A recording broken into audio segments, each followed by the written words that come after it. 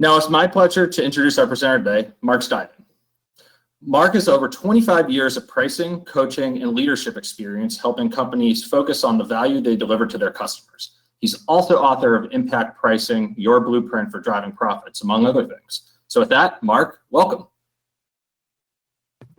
Hey, thanks, Nick. Appreciate it. Let's jump into this if that's okay. There we go.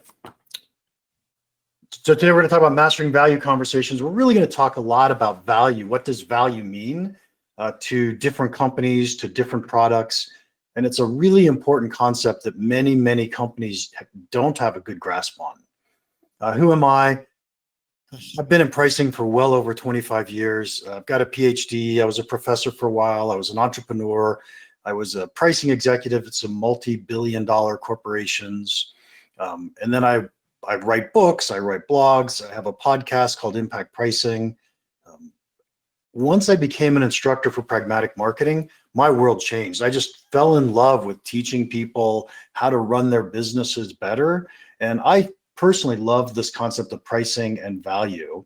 And a little over a year ago, I launched my own company again called Impact Pricing, and love to have you learn more about us.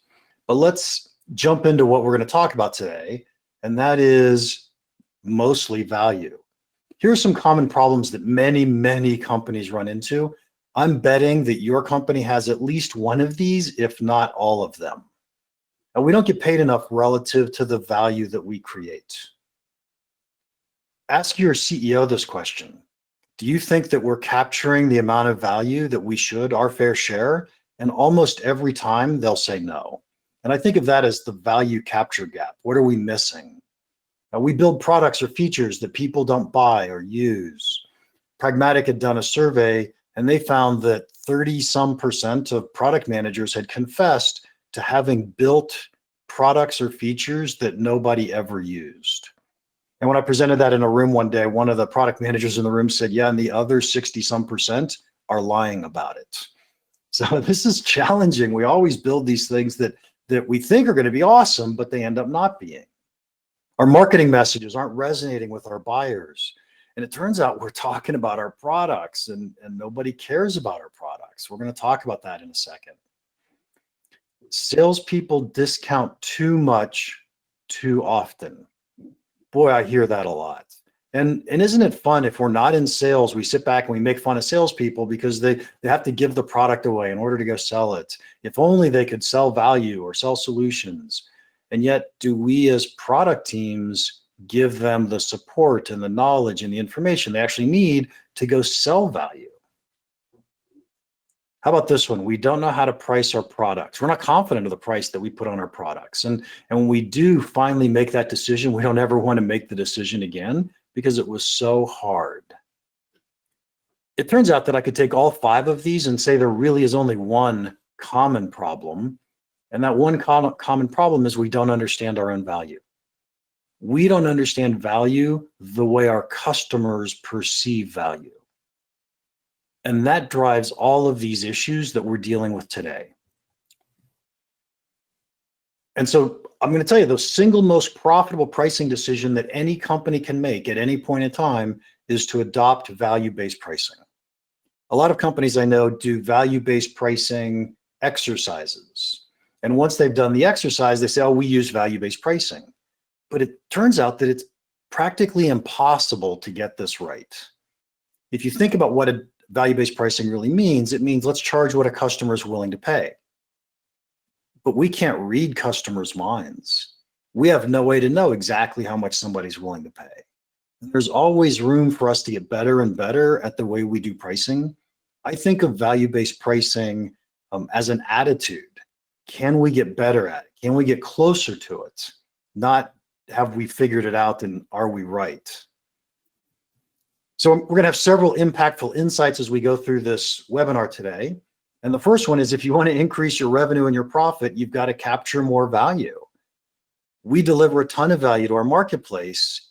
Do we understand what that is so we can capture more of it? And by the way, is there a way that we can create more of that so that we can capture more in the end as well? What I want to do is a little mini exercise. And Nick, I don't know if you can hear me, but can I see if people type in the chat box?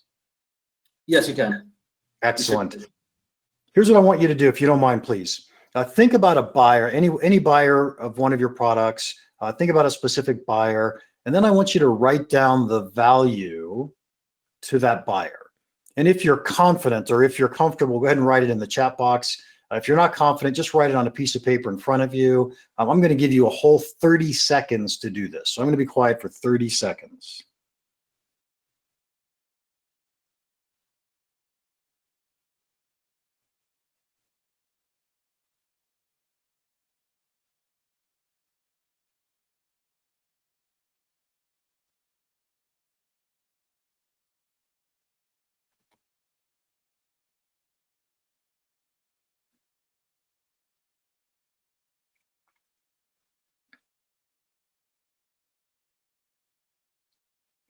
Okay, that was 30 seconds. And really what I wanted you to do is just get a feeling for what value means when you think of it. What does value mean to you? As we start to debrief this exercise then, Nick, I've lost control. Oh, sorry. It's all yours. When we start to debrief this exercise then, I want to ask you, you don't have to answer these questions, but I want you to think about the answers. How did you answer the question? Did you answer the question thinking about what's the value of solving the problem, right? So whatever problem the person is going to buy a product like yours is buying it for, did we think about, oh, well, here's why they're buying it. Here's the problem they're trying to solve. And what's the value of that problem? On the other hand, did you think about the value of your product relative to a competitive alternative?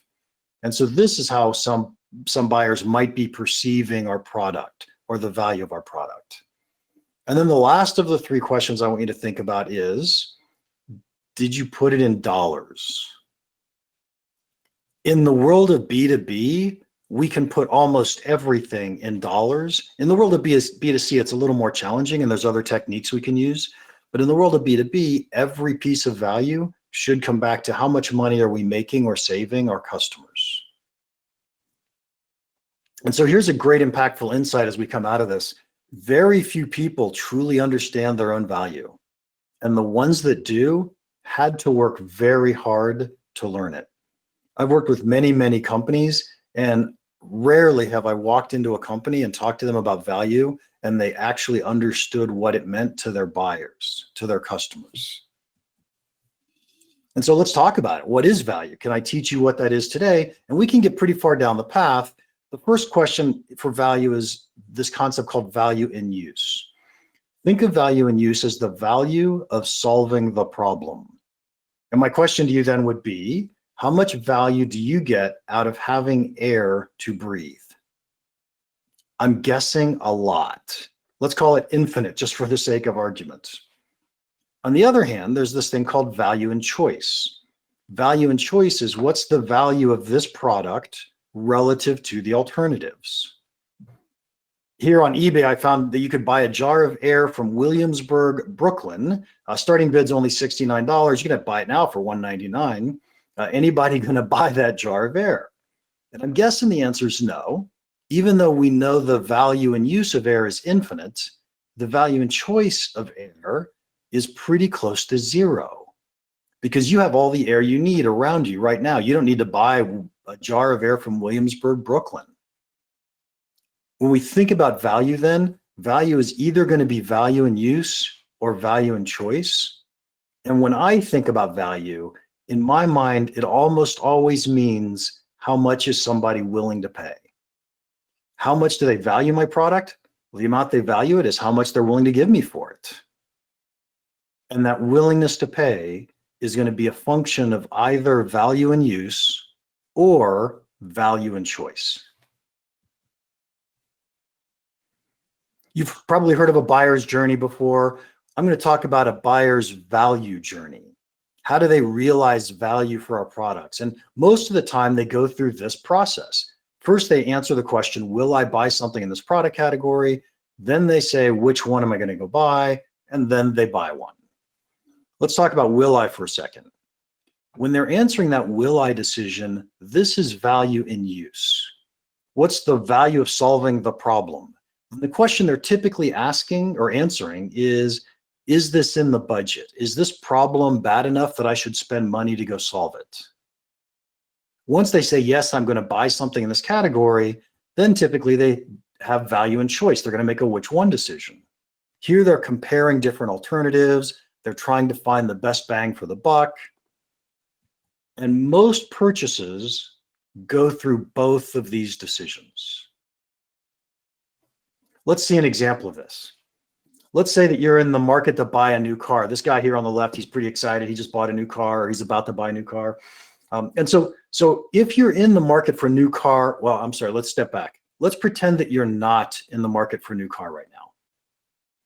But if you were going to buy one, you'd probably buy one of these three. It'd either be a Mercedes, a Lexus, or a Porsche.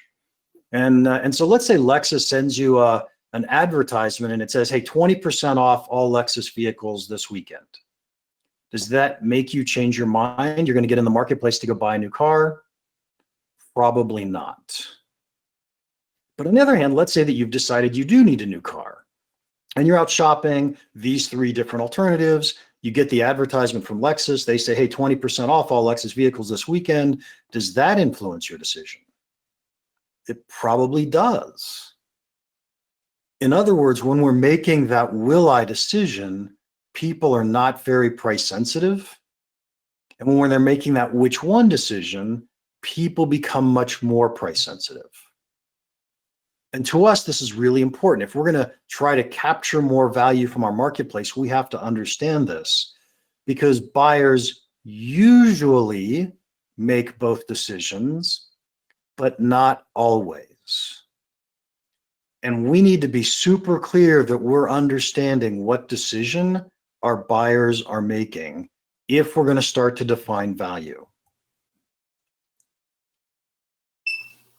Sometimes buyers only make a will I decision. When they make a will I decision, it means that they didn't consider a competitive alternative. Here you could see two examples, popcorn at the movie theater.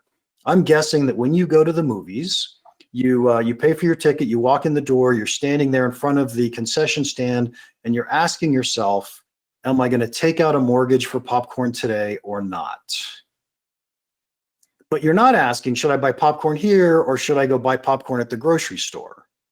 If you're going to buy popcorn, it's going to be there, and that's why it's so darned expensive, because you're only making a will I decision, not a which one decision. Last gas for 75 miles or whatever the number is. As you're driving by that, you look down and you see 1/8 of a tank of gas. All of a sudden, that will I decision, yeah, I'm going to buy it. How much do they charge at that gas station? 3-4 times what you could pay in town? Again, it's because it's a will I decision that people are less price sensitive when they're making that decision. And we need to understand that. So let's talk real briefly about will I or which one. And hopefully you guys will play along with me in the chat room. I'm going to give you just a minute. But for each one of these products, pretend that you're the person who's going to put a price on it. You're responsible for pricing this product. And the decision you want to know is, are my buyers, are they comparing me to another product, to another competitive product? Or are they just saying, am I going to buy your product or not? And I'll do the first one for you, Coke at McDonald's. For Coke at McDonald's, obviously, people don't go to McDonald's to buy a Coke. They go to McDonald's for a Big Mac or a Quarter Pounder with cheese or whatever it is that they're in the mood for. And while they're there, they buy a Coke. And what they probably are not thinking is, hey, I'll buy my Big Mac here and I'll go across the street to Burger King because their Cokes are less expensive. In other words, Coke at McDonald's is a will I product. Hopefully that makes sense to everybody. So it's your turn. Apple Watch. So do you think an Apple Watch is a will I product or a which one product? Please type in the chat box.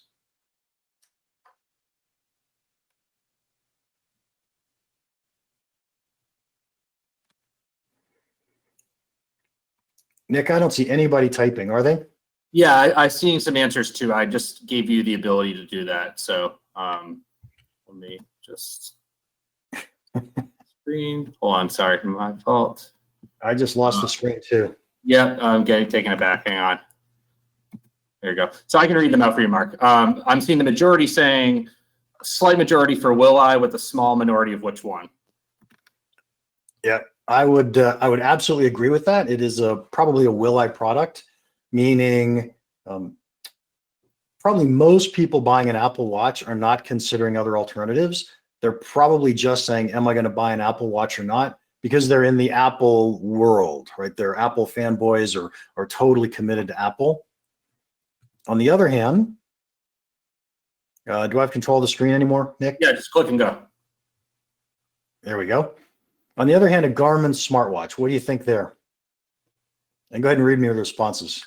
Yep. So far, it's which one is winning the race. Yeah, I would definitely agree with which one on that one, right? So there's probably many different alternatives that you could be looking at instead of just the Garmin if you're going to get a smartwatch. How about this one?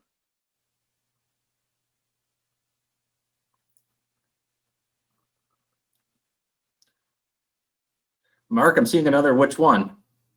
I would absolutely agree. This is definitely a which one product. I've bought enough of these that I could tell you that I just go out and shop for them. It's like, oh, what's the quality? Which one should I get?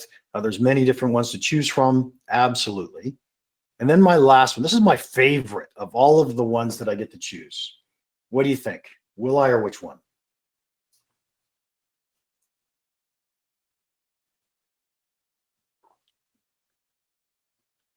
So we got a variety on this one.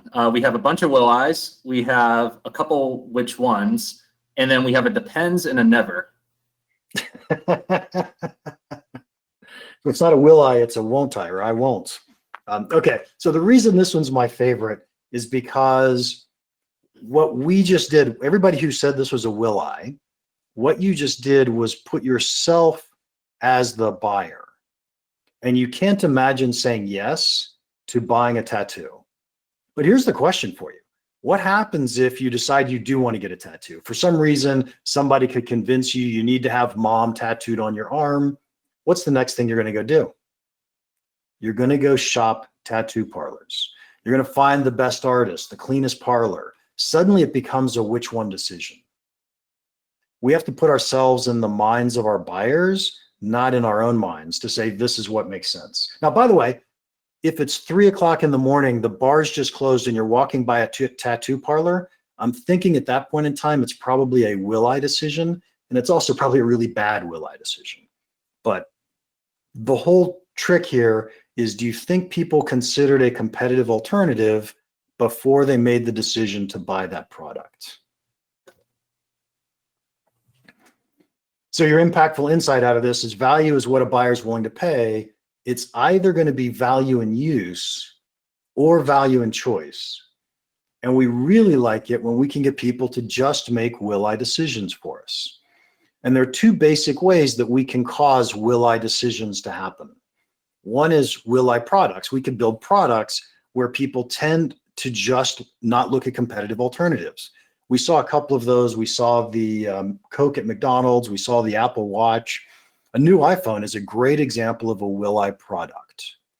If you're using an iPhone today, you are probably thinking to yourself, should I buy the newest iPhone or not? But here's what you're probably not thinking. Should I buy the newest iPhone or switch to Android? And because most of us make that will I decision and then buy, Apple gets away with charging much higher prices than Android or Samsung, whoever's selling Android phones. On the other hand, there are these will I situations. These are products that typically they have competition, but we put them in situations where competitors aren't considered. And we already saw two examples of that on an earlier slide: popcorn at the movie theater, the last gas for 75 miles. Both of these products, if you go to the grocery store, you can buy many different choices of popcorn. Gas, if you're in town, there's many different alternatives for gas. Both of these tend to usually be which one type products, but they're put into will I situations where we can capture more of the value that we're delivering to our marketplace. If we want some examples of will I products, monopolies are easy. So if you're in a town where there's only one electric company, that's a will I product. Am I going to have electricity today or not? And the answer is almost always yes.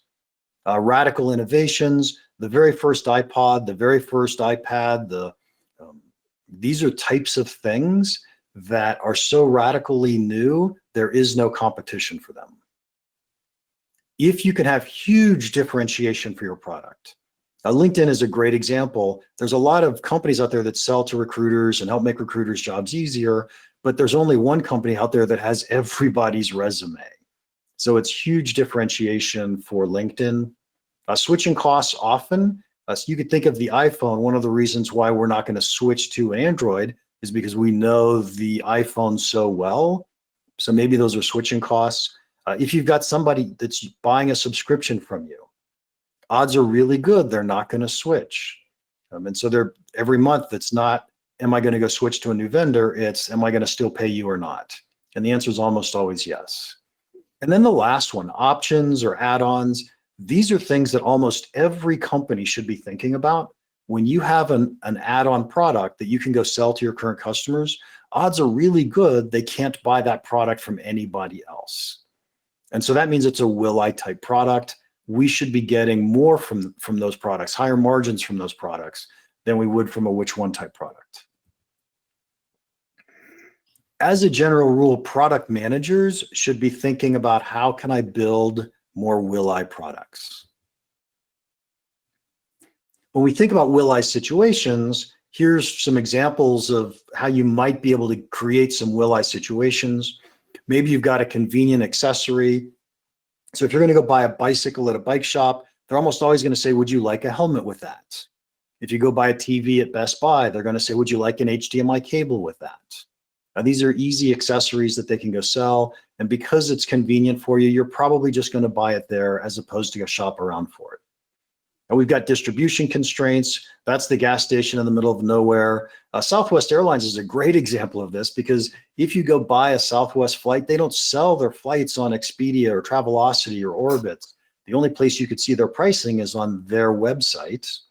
And because most of us have this attitude that says, oh, Southwest is inexpensive, we could just go to their website, buy a product, and we made a will-I decision, didn't compare it to anybody else. Brand loyalty. Back when I drank sodas, Diet Coke was the only soda I would ever drink. That was definitely a will-I decision for me. Brand aspiration. If your entire life you've wanted a Ferrari and you finally saved up a couple $100,000 to buy a ridiculously expensive car, guess what you're going to go buy? You're going to buy a Ferrari. You're not going to shop around for other $200,000 cars. So these are different ways you can create will-I situations. And as a general rule, product marketing tends to be responsible for figuring out how can we create these situations where our products will be only considered as will-I decisions, not compared to alternatives. So a great impactful insight here is you want to be thinking about how do I create will-I products and will-I situations because I'm going to have bigger margins on those.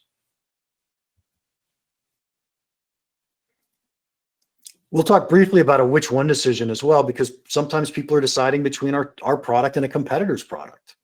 And so when this person's making a decision between Lay's and Pringles, obviously they can see the price. And what really matters now in which one is the differentiation. What's different between Pringles and Lay's? But it turns out it doesn't really matter what's different. What really matters is the perceived differentiation. What is it that our buyers believe is different between our product and our competitors' products? An easy way to think about this is this buyer's probably looking at these two prices and saying, hey, Pringles is 20 cents more. Is it worth it? And how do they answer that question? Is it worth it? Well, what do I get with Pringles that I'm not going to get with Lay's? And by the way, if I go with Pringles, do I have to give up anything if I go with Lay's? And this is a standard Eve exercise. You guys have all probably seen these. I know that Leverage Point's had webinars on Eve's exercises before.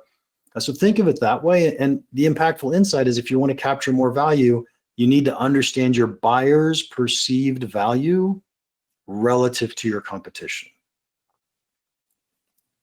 Now, everything we've been talking about has been for me to help you understand how I think about value, how I'm hoping that you start thinking about value, because value is either a will I decision or a which one decision. It's value in use, it's value in choice.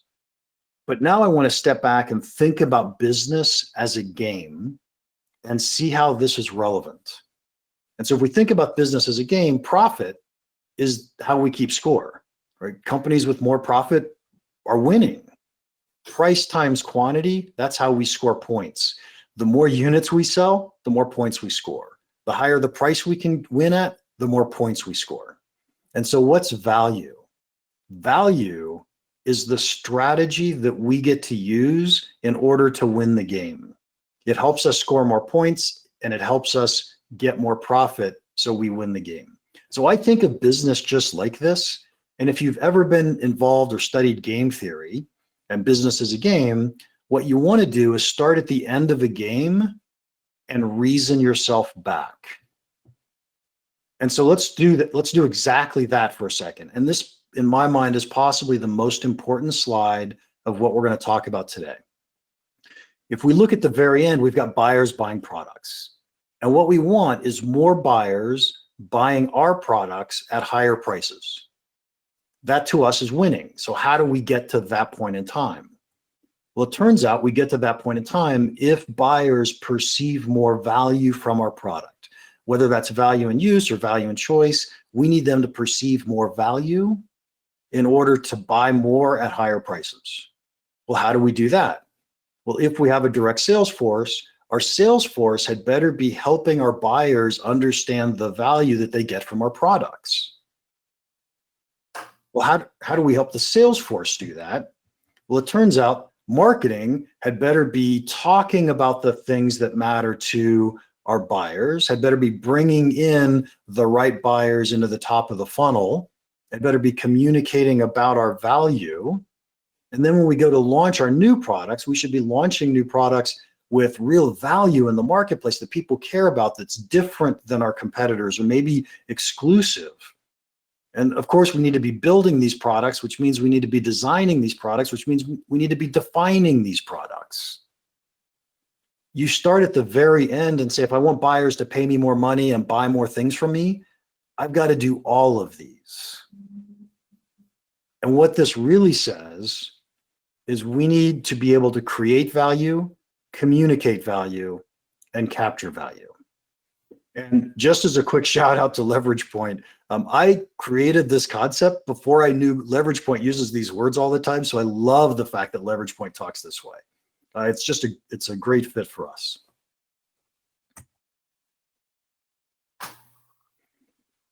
So how do we win this game?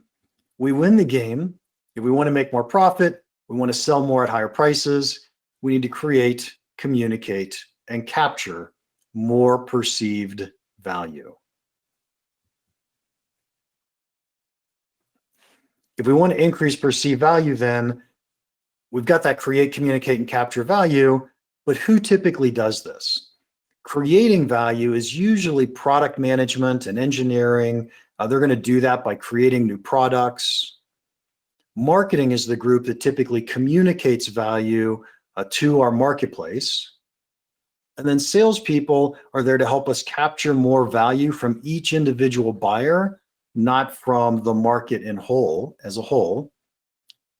And so if we want to win more at higher prices, each one of these three roles, they have to do different things based on if we're dealing with a will I product or a will I situation versus a which one product or a which one situation. And so let's go through this one a little bit slowly.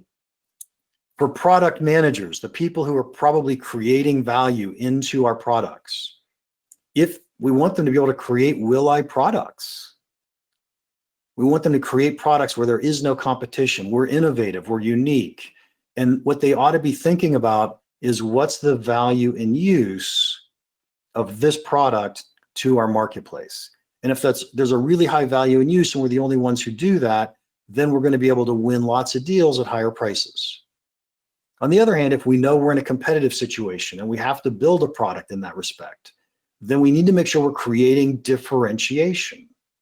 And here, our product managers, our product people have to truly understand value and choice.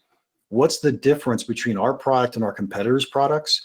And how valuable are those differences to our marketplace, to our buyers?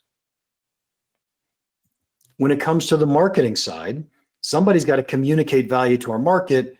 In the will-I world, hopefully our marketing people are looking for or creating these will-I situations that we talked about. And when they can find the will-I situations, or we have will-I products, they need to be talking about the value of solving the problems to the marketplace. As far as we're concerned, there is no competition. We never mention competition. And they should be documenting what this value and use actually is to our customers as it changes, as we learn more, so they can share that information with our sales team. Assuming that they're selling a will-I product, then we need to be talking about the value of solving problems that we solve and our competition doesn't. We need to be documenting value and choice. So what are those things that we do differently, and how valuable are they to our buyers, to our marketplace? Notice on here, I never said talk about our features, talk about our products. And I got to tell you, most marketing people, most companies love to talk about their products. And yet nobody cares about your products. The only thing they care about is what problems they can solve, what results they're going to get. They don't care about your products. We jump down to the salespeople, and what do we expect our salespeople to be able to do? Well, hopefully they learn to have something called a value conversation. And I'll talk a little bit more about that in the next slide. So for value conversation, they need to be doing value and use if we think it's a will-I product. And in fact, we want to make our salespeople should be assuming it's a will-I decision, assuming there is no competition until the buyer says, oh, we're also looking at this competitor of yours. And as a salesperson, they need to learn that competitive situation. My strong advice isn't to say, are you looking at any competitors? My strong advice is to say, if you don't buy my product, what will you do? The implication being there is no competition. And if they say, oh, we're also looking at XYZ competitor, now we know our buyer's making a which one decision. Now we should be having value conversations with them where we're looking for the value of the differences of the things we do better than what our competition does. And this is because we understand value so well. If we want to increase revenue and profit, then we have to communicate, create, communicate, and capture more of that value. The last couple slides, I want to talk about this concept called a value conversation. And face it, if you take a salesperson and they go out to see a specific buyer, a specific potential buyer of our product, there is no way that salesperson knows how much value that buyer is going to get from our product. On the other hand, if you went and asked the buyer, how much value do you think you're going to be able to get from our product? They don't know the answer to that question either. Our salespeople don't know their company really, really well. Their company doesn't really know our product really, really well. Neither of them can understand what value means on their own. And what that means is it truly takes a value conversation between our sales team and their buyer in order to figure out what's the right amount of value. A value conversation isn't a trick that says, oh, I'm doing this because I need to get you to pay me more money. Turns out that should be a result of this, but that's not the purpose. The purpose is for us to understand and help the buyer understand what's the overall value of our product. And we can do this, especially in the B2B world. If we've got direct salespeople and we're selling B2B, we can do this by understanding what results they're expecting to get from our product, from a product like ours. And once we understand those results, using business acumen, we can help our buyers turn those into dollar values in almost every single case in a B2B world. So if you say to me, we can help you, I think our customer satisfaction score is going to go up by 10%. So maybe I can't turn that specific thing into $1, but I could turn around and ask the question, well, if customer sat goes up by 10%, what do you think happens? And they say, oh, I think that would cause churn to go down by 1% per month. Excellent.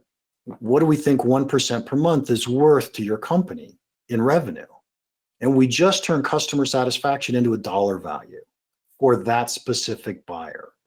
You can do this in so many different ways once we understand how to have this value conversation with our marketplace. I think everybody should learn how to do these value conversations. They're so valuable. We just talked about salespeople, and salespeople's responsibility should be to jointly discover the value for each individual buyer they're out talking to. And that way each buyer recognizes how much value we can deliver to them. On the other hand, our product marketing people, if you guys can learn how to do value conversations, you're going to learn how your market thinks about value, what's valuable. Then we now know what to talk about to our marketplace. We could talk about the problems they face, the results they're hoping to get. We don't have to talk about our features and our products. We get to talk about what our customers care about because we truly understand it. And guess what? Product managers who are trying to figure out what they're going to build next, we go out and we learn how to have value conversations. And as we have those value conversations, we figure out what are those big holes? What are the big gaps? Where can we deliver more value to our customers? And we can build those things. This really is creating, communicating, and capturing value. And value conversations, probably the single most important skill in business.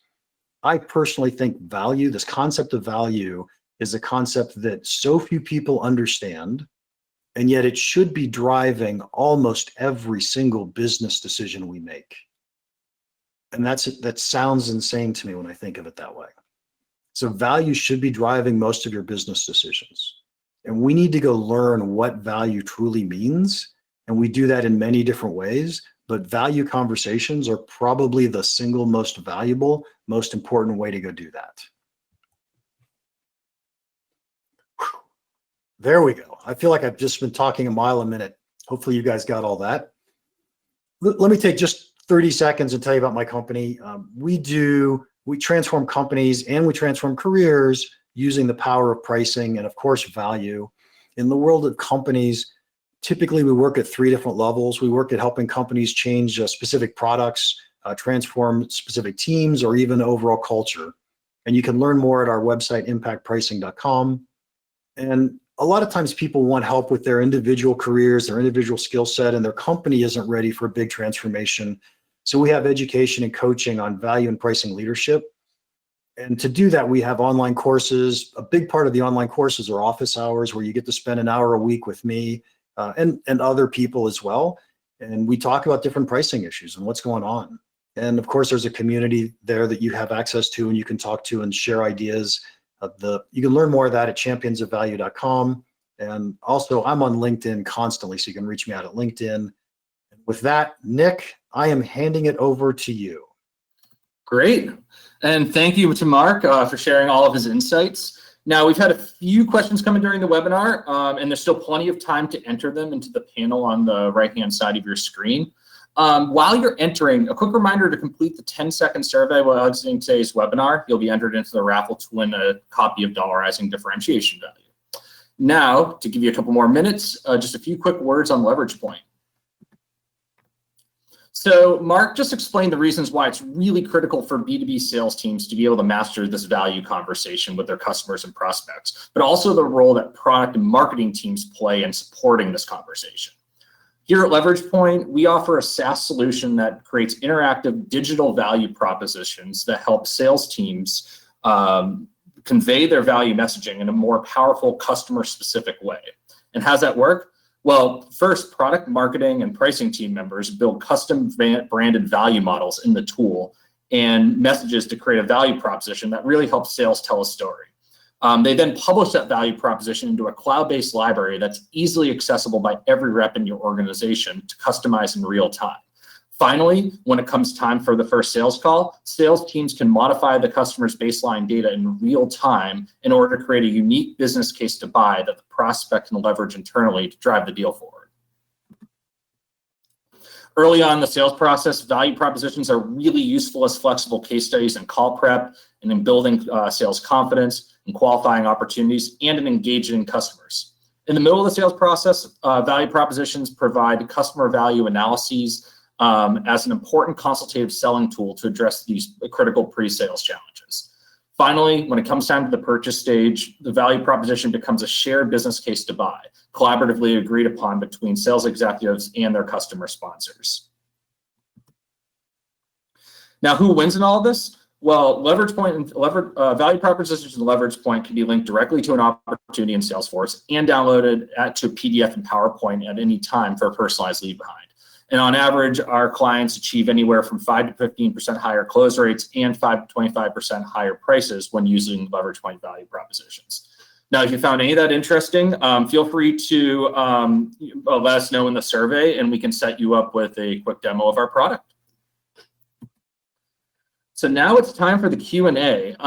So just in advance, our most popular question is, will this be shared? Yes, you will get the slides and the recording in a couple of days once the recording is ready. So this first one I see coming in, Mark, of the problems you cited earlier, and I think this is back on the beginning slides, which ones do you see creating the most problems for companies that you work with? Yeah, I think if you look at the very bottom of that, well, you can't because we're not there, but the very bottom of that slide, it says they're all caused by the fact that we don't understand value.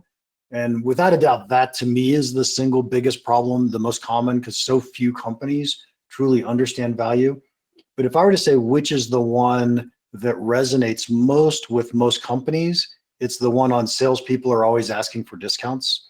I don't know if, back when I was teaching in front of rooms, pre-COVID, whenever you ask the question, do your salespeople ask for discounts? The room is just like, oh gosh, yes. And without a doubt, that's just a super common problem that people deal with. Makes sense. So in terms of teams working together, do you have any cross-functional best practices that you see some of your more successful clients or people that you've worked with, whether it's meetings, checkpoints, or any other process initiatives? Have you seen any cross-functional wins that you'd like to share? Yeah. So I think the answer to that question is less about process and procedure, and it's more about individual leadership. What I've seen that works well, and it doesn't matter if it comes out of the product management group, the product marketing group. Some companies have pricing groups, and their pricing people do this really well. But the thing that really matters is when I'm going to assume that whoever asked the question, wants to be a true leader in the company, then this cross-functional leadership happens when we go out and we talk to everybody else in the company. So if you're in product marketing, you're out talking to product management and helping work with them on what is value and how do we create more value. We're out talking to salespeople and helping them understand value and what are the things that are getting in their way and how do we help them be more successful. I would say from an individual leadership perspective, if you can take the attitude that says, how can I help more people be successful, then that's the win for the entire company. And it's the huge win for your career. Great. This one's an interesting one. I think it touches on some value chain stuff, but are there any special considerations that you need to make when you're selling to an intermediary or dealer as opposed to the end customer? Yeah. So the answer is both yes and no. The thing that's really different is you need to price both the intermediary and the end customer. So you need to understand value to your end customer, and then you need to understand value to your intermediary. So I'll assume for a second, just to make life easy, we'll talk about a distribution channel, a distributor where they're physically taking in product and shipping it out. You have to ask yourself, what's valuable to that distributor on my product? And so some things that come to mind is if your product sells easier than your competitors' products, then they like that. And so because that's the case, you can probably get away with a little bit, I'm going to say higher price, which might translate into lower margin to the distributor. But in the end, you treat the distributor just like you would a customer. You understand how they perceive value, what value means to them, and then you price the value that you're delivering to that distributor.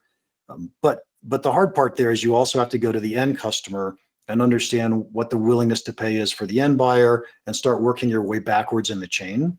And this is identical to the slide that I put up where I was talking about we want customers to buy from us at buy more at higher prices, and we worked our way backwards as business as a game. When we're talking about a distribution channel, it's the exact same thing. I want to look at how much my end customer is willing to pay and work my way back through my distribution channel a step at a time to figure out how much I'm going to charge each step or how much margin I'm going to give each step, depending on how your industry works. Great. So how do you see services and other non-product components fitting into and maybe possibly enhancing the offering in a which one scenario? Yeah, I don't see any difference between a service and a physical product or software. And the reason I say that is because in almost every case, we need to understand how our buyers are making decisions. And if our buyers are almost always saying, what's different between your service or somebody else's service, and how much is that worth to me? In almost every case, then it's just value and how they're perceiving value. And so the question might be, how do I see add-ons when I'm in a which one situation? And in that case, what I would be thinking about is how do I create, in fact, I almost always recommend this to my clients. How do I create good, better, best packaging? And I create good, better, best packaging by understanding my market segments, their problems, and I bundle the right things together for the right customers. And the more I understand my customers, the better those packages are, and the easier it is for my customers to make decisions, which means I'm more likely to win those deals. And I don't know, do you think that answered the question or? No, I think that was a great answer. Yeah. I guess this one might be a good one to end it on, but what role do you think value propositions play in enabling sales to have an effective value conversation? I'm going to define value proposition in two different ways. And the first way I would define a value proposition as we're trying to create a generic value prop where we can say these words, and this is what people love about our product. So for example, if I were creating a value proposition for Leverage Point, I saw it on the last slide you just put up, it would be win more deals at higher prices. That's one of my favorite lines anyway. Right? So win more deals at higher prices, that's your value proposition. And it's kind of generic across the board. I feel like that's really valuable for marketing, for us trying to find customers who appreciate the value that we can deliver to our marketplace. On the other hand, you could take all of the different features that you've built into your products, and each one of those features was built to solve a specific problem, and different customers are going to receive different amounts of value from different features. So from that situation, I would think of a value prop as this is a place where value may exist in different customers. And my salesperson's job is now to go find out, does this one matter to that customer? And as the salesperson's realizing these are the 3 out of 7 value hypotheses that really matter to this customer, they become the value proposition in that sales situation. Does that make sense? Absolutely. And yeah, I think that, and if you, those of you who've used Leverage Point before will be familiar with that process as well. So that was great. So just can I say real quickly, I've never used Leverage Point. And so this was not an advertisement for Leverage Point. Sorry. We just tend to think a lot alike. It's a great mind situation. I think, when you have a focus on value too, it tends to be a consistent, approach in that regard. So absolutely. And so before we break, just a quick reminder to pre-register for next month's webinar in the exit survey. We're really excited about this one. We're going to be joined by John Schulman, and he'll be sharing strategies for elevating the skills of entire B2B sales teams using interactive technology and gamification. So you really don't want to miss this one. So make sure to pre-register in the exit survey.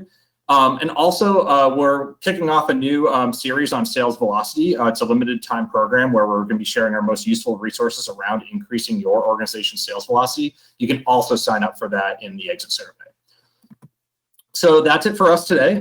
So thank you all for taking the time to join us, and a special thank you to Mark for his insights. For all of us here at Leverage Point, have a wonderful rest of your week. Take care.